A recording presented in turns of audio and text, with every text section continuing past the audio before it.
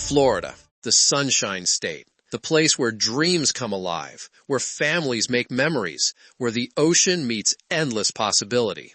But what if I told you that behind every sunset photo, behind every theme park smile, there's a hidden price being paid, and it's not just measured in dollars? What if the very thing that makes Florida magical is slowly destroying the people who built that magic?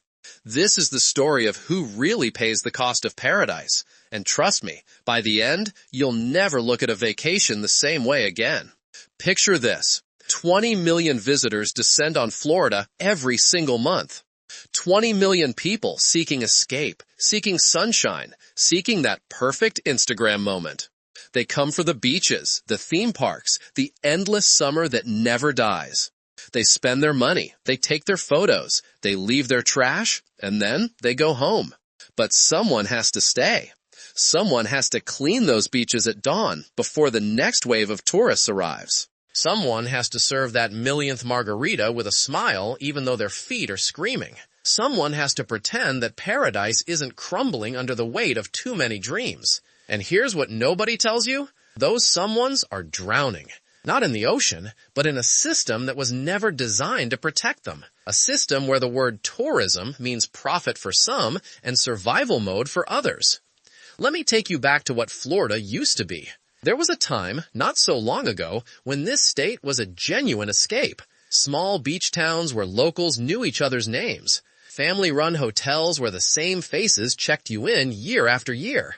Restaurants where the owner's grandmother's recipe was the secret ingredient. It wasn't just a tourist destination, it was a community that happened to welcome visitors. The people who worked in tourism weren't faceless service providers, they were your neighbors, your friends, the couple who ran the bait shop and knew exactly where the fish were biting that morning. Tourism was woven into the fabric of life, not strangling it. The cost of living was reasonable. A server or a housekeeper could actually afford to live near the beach they cleaned every day. Families stayed for generations. There was pride in the work because the work sustained a real life, not just an existence. But then something changed. Someone somewhere did the math and realized Florida wasn't just beautiful, it was profitable. Incredibly, obscenely profitable. And when money smells opportunity, it doesn't just walk in, it floods in like a hurricane. Investment firms started buying up properties. Chain hotels replaced family inns. Corporate restaurants pushed out local diners. Airbnb turned entire neighborhoods into revolving doors of strangers. And with each transaction, with each buyout, with each new luxury condo tower rising against the sky, something essential was erased. The people who made Florida special were being priced out of their own paradise. Housing costs didn't just rise, they exploded. A one-bedroom apartment that cost $600 a month in 2000 suddenly costs $2,000 in 2025. That's not inflation, that's extraction. That's a system designed to squeeze every possible dollar out of the land, and it doesn't care who gets crushed in the process. Here's what the statistics don't capture, but you need to understand.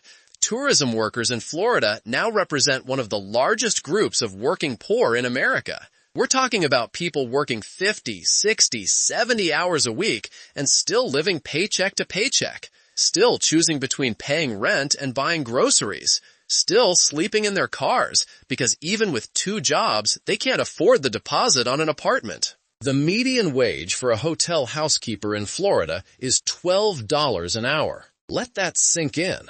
$12 to clean up after people who spent $300 on their room for one night. $12 to scrub toilets and change sheets and haul trash in the Florida heat. Now do the math. At 40 hours a week, that's about $25,000 a year before taxes. The average rent for a one-bedroom in a tourist area? Around $1,800 to $2,000 a month. That's over $20,000 a year just for a roof over your head. You see the problem? The numbers don't work. They've never worked. But somehow we've all agreed to pretend they do. And it gets worse because this isn't just about money. Let me tell you about Maria. She's worked as a housekeeper at a major resort in Orlando for 14 years. 14 years of arriving before sunrise, of cleaning 20 rooms a day, of smiling at guests who don't even see her face. She's raised 3 kids on that $12 wage, and you know how? She lives an hour and a half away from her job because that's the only place she can afford rent. Every morning, she drives 90 minutes through traffic to clean rooms for people on vacation. Every evening, she drives 90 minutes back. So exhausted, she sometimes pulls over to cry because her body hurts so much. Her daughter asked her once why she doesn't just find a different job, something easier, something closer. And Maria said something that still haunts me. This is the easiest job I can get. Because without a degree, without connections, without English as a first language, tourism is often the only door open. It's the industry that says, we'll take anyone. We need bodies. We need hands. We don't care about your story. But what they don't say is, we'll pay you just enough to keep you desperate, but never enough to leave. But wait until you see what happened during the pandemic.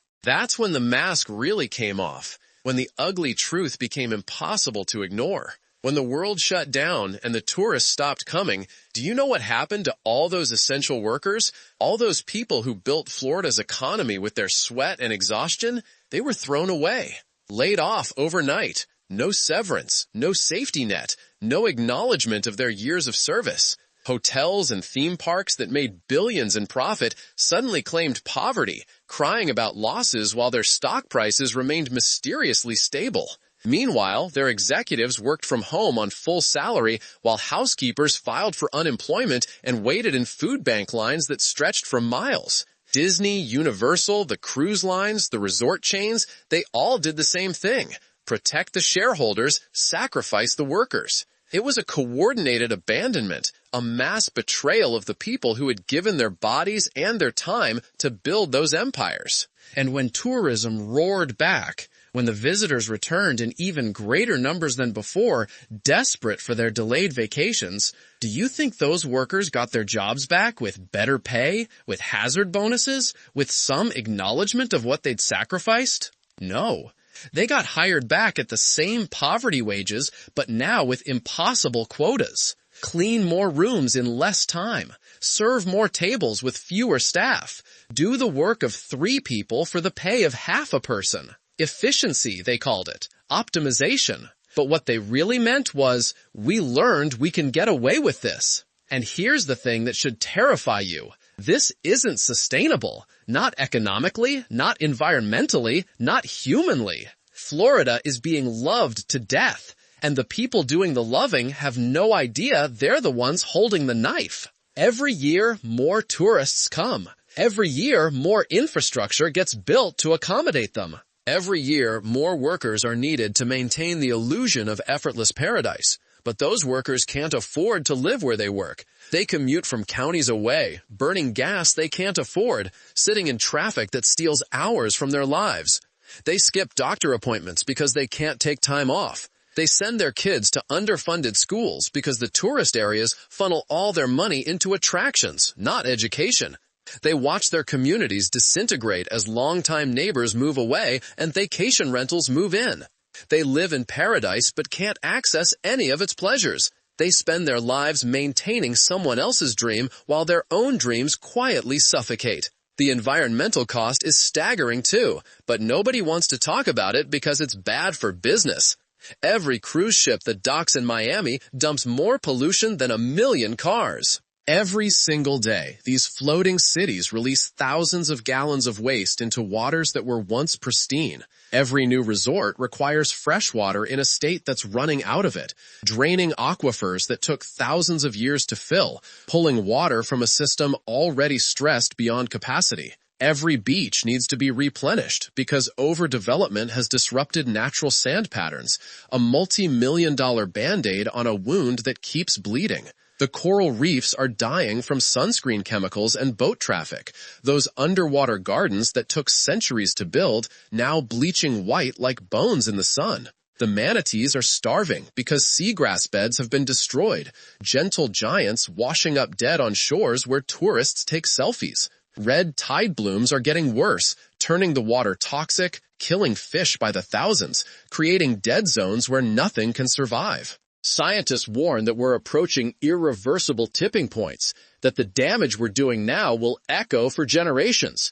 But the tourist board doesn't put that in the brochures. They don't mention that Paradise has a carrying capacity and Florida exceeded it a decade ago. They just keep building, keep marketing, keep selling the dream, keep pretending that growth can continue forever. Meanwhile, the people who actually live here watch their home transform into something they no longer recognize, a Disneyfied version of nature, where everything real has been replaced with something artificial, something designed to extract maximum profit from maximum visitors in minimum time. Let me tell you about the psychological cost, because this might be the most insidious part of all. There's a unique form of exhaustion that comes from serving people who are on the best day of their vacation while you're on the worst day of your month. Imagine cleaning up after someone's wild bachelorette party when you couldn't afford to attend your own sister's wedding. Imagine serving champagne to couples celebrating anniversaries when you haven't had a date night with your spouse in 6 months because you never have the same day off. Imagine watching children splash in pools you'll never let your own kids swim in because you can't afford the day pass to the resort where you work. It creates this psychological fracture, this constant reminder that you exist in paradise, but not of it. You're the help, the invisible labor that makes magic possible. And the worst part? You're expected to be grateful. Grateful for the tips, grateful for the job, grateful that you get to exist in proximity to wealth and leisure, even if you'll never experience it yourself. That gratitude is expected, demanded even, and it slowly eats away at your sense of self-worth until you start believing that maybe you don't deserve better. Maybe this is just how things are supposed to be. And it's not just the frontline workers. Let me tell you what's happening to the middle class in Florida, the people who thought they were safe. Teachers, nurses, police officers, firefighters, people with steady jobs and decent salaries are also being priced out. They can't compete with the investors and the remote workers and the retirees flooding in with cash offers on houses. They're being pushed further and further from the coast, further from their jobs, further from the communities they serve. There are teachers sleeping in their cars during the week because they can't afford the gas to commute daily. There are nurses working 3 12-hour shifts and then sleeping in break rooms because going home means a 2-hour drive each way. The people who make society function, who educate children and respond to emergencies and keep communities safe, they're being sacrificed on the altar of tourism and real estate speculation. And nobody seems to care because the GDP keeps growing, the tax revenue keeps flowing, and as long as the numbers look good on paper, the human cost remains invisible. But here's what's really chilling. This is all by design. This isn't an accident or an unfortunate consequence of progress. This is the deliberate result of policy decisions made by people who profit from this system. Florida has no state income tax, which sounds great, until you realize it means the tax burden falls disproportionately on property and sales taxes, which hits poor people hardest. The state has systematically dismantled worker protections, keeping minimum wage low, making unionization nearly impossible, ensuring that employers hold all the power. There are no rent control laws, no meaningful tenant protections, nothing to prevent landlords from doubling rent when the lease is up. The politicians will tell you this is about freedom, about the free market, about keeping government out of business. But what they really mean is freedom for the people who own things to extract maximum profit from the people who don't. It's a system designed to create a permanent underclass of service workers who can never escape, who will always be one emergency away from homelessness, who will raise children who inherit the same trap. And the beautiful, the truly brilliant part from the perspective of those in power is that they've convinced everyone this is normal. This is just how economies work. This is the price of living in paradise. The thing that nobody wants to admit, the thing that makes everyone uncomfortable, is that your vacation, your magical family trip, your well-deserved break from reality, it's built on a foundation of exploitation. Not theoretical exploitation, not abstract economic concepts, but real human suffering. The woman who made your bed this morning, she's going home to sleep on an air mattress in a room she shares with 3 other people. The man who served your dinner tonight, he's going to get off his shift and drive an Uber for 4 hours because one job isn't enough. The teenager who cleaned your hotel pool, she's saving money for college, but the math doesn't work. It will never work, and eventually she'll give up on that dream because surviving takes up all her energy. These aren't hypothetical people. They're not statistics. They're human beings whose labor makes your leisure possible. And the system is designed so you never have to think about them for even a moment. You get your cocktail, you get your clean towel, you get your sunset dinner, and somewhere far away from your awareness, someone is paying the real cost of your experience. And now we're at a breaking point. More workers are leaving than arriving. The ones who stay are burning out at alarming rates. The service quality that Florida was famous for, that attentive care, that genuine hospitality, it's disappearing because you can't maintain that when you're running on fumes. Hotels can't find enough housekeepers, restaurants can't find enough servers, theme parks are operating with skeleton crews. The workers who remain are angry, exhausted, radicalized by the sheer injustice of it all. There are whispers of strikes, of organized walkouts, of a reckoning that's been building for decades. Because here's the truth that terrifies the tourism industry. They need these workers more than the workers need them. If everyone cleaning hotel rooms in Orlando decided to stop tomorrow, the entire city would collapse in 72 hours. The illusion of effortless paradise would shatter immediately. The industry knows this, which is why they fight so hard to keep wages low and workers divided. Because the moment those workers realize their collective power, the moment they understand that without their labor nothing functions, without their sacrifice the whole beautiful machine grinds to a halt, that's the moment everything changes. So what happens next? That's the question hanging over Florida like a storm that hasn't made landfall yet. Dark clouds gathering on a horizon most people refuse to see. One path leads to more of the same. More extraction, more exploitation, more workers pushed to the brink until they break or leave.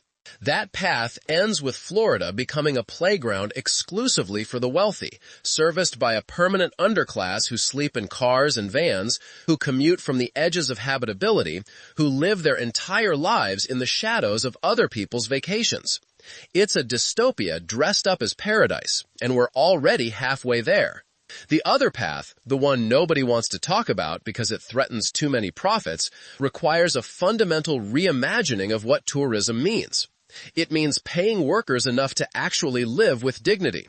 It means limiting growth instead of worshiping it. It means acknowledging that eternal expansion on a finite planet is a death cult. It means visitors paying the true cost of their vacations instead of that cost being externalized onto workers and the environment. It means slower, smaller, more sustainable tourism that enriches communities instead of extracting from them. But here's what I keep coming back to.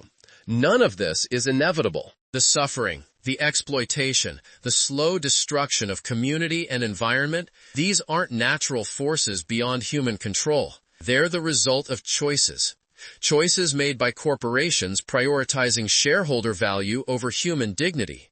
Choices made by politicians protecting donor interests over constituent needs. Choices made by consumers who don't want to think about where their bargain hotel rate comes from or why their server seems exhausted. And if they're choices, they can be changed. Different choices can be made. Better choices. Choices that acknowledge that the people who make paradise possible deserve to live in it too, not just maintain it for others. Choices that recognize sustainability isn't just an environmental buzzword, but an economic and moral imperative. Choices that understand that a society that requires human sacrifice to function is not actually functioning at all. It's just failing in slow motion while pretending the decay is growth. The question is whether those choices will be made voluntarily or forced by crisis. Because the crisis is coming. The workers won't tolerate this forever. The environment won't sustain this forever. The communities being hollowed out won't survive this forever. Something has to give. And the longer we wait to address the hidden costs of tourism, the more catastrophic the reckoning will be when it finally arrives. You can already see the cracks forming, the labor shortages, the quality decline, the locals moving away in droves, the infrastructure crumbling under demands it was never designed to meet. The storms getting worse as climate change intensifies, flooding coastal areas with increasing frequency. And nobody wants to talk about what happens to a tourism economy when the beaches disappear, when the insurance companies pull out, when the cost of maintaining the illusion becomes greater than the profits it generates. Empty tables, empty promises, empty lives, empty futures. That's what the hidden cost of tourism really means. Lives spent in service of someone else's joy with nothing left for your own. Promises of opportunity that turn out to be traps. Tables that need to be set again tomorrow, and the day after that, endlessly, until your body gives out or your spirit breaks. And the cruelest part is how it's celebrated. How tourism is praised as job creation, as economic development, as proof of prosperity. Nobody counts the cost to the people doing the work. Nobody measures the destruction of community. Nobody tallies the environmental degradation or the psychological toll. We just count the money coming in and call it success, while carefully ignoring everything and everyone being consumed to produce that revenue. I started this by asking who pays the price of the sun, and now you know the answer. It's the housekeeper who hasn't seen her children awake in weeks. It's the server whose feet hurt so badly she cries in the shower. It's the maintenance worker living in his truck in a Walmart parking lot. It's the environment being slowly poisoned by runoff and emissions and the sheer weight of too many people in too small a space. It's the communities dissolving as long-term residents are replaced by short-term rentals. It's the future, mortgaged to pay for the present, with interest compounding in ways we're only beginning to understand. They pay. They've always paid. And unless something fundamental changes, they'll keep paying until there's nothing left to extract. So the next time you're in Florida, the next time you're sipping that perfect cocktail while watching the sunset, the next time you're being served by someone whose name you won't remember, I want you to think about this story. Think about Maria driving 90 minutes each way to clean rooms. Think about the coral reefs dying offshore. Think about the communities being erased to make room for more condos. Think about the teachers sleeping in their cars. Think about the true cost of your vacation and who's really paying it. Because once you see it, you can't unsee it. Once you understand that your leisure is someone else's suffering, that your escape is someone else's trap, that your paradise is someone else's prison, you have a choice to make. You can look away, enjoy your vacation, pretend the system is fine because it works for you. Or you can start asking uncomfortable questions. Questions about fair wages and sustainable growth, and whether paradise should require human sacrifice to function. Questions that lead to better choices, different systems, a tourism industry that enriches rather than exploits. The sun will rise tomorrow over Florida. The beaches will be swept clean before you wake. The pools will be sparkling. The smiles will be ready. And behind all of it, the hidden cost will continue accumulating, compounding, waiting for the bill comes due. Maybe there's still hope that we can change the math before then. Maybe we can build a different kind of paradise, one where the people who maintain the magic get to experience some of it too. Maybe we can acknowledge that the Sunshine State should shine for everyone, not just the visitors and the investors. Maybe. But that requires us to stop ignoring what we've always known deep down, that there is no such thing as paradise built on exploitation, only the illusion of one, and illusions always shatter eventually. It's time we remembered what it used to mean. It's time we decided what we want it to become. It's time we paid attention to who really pays the price.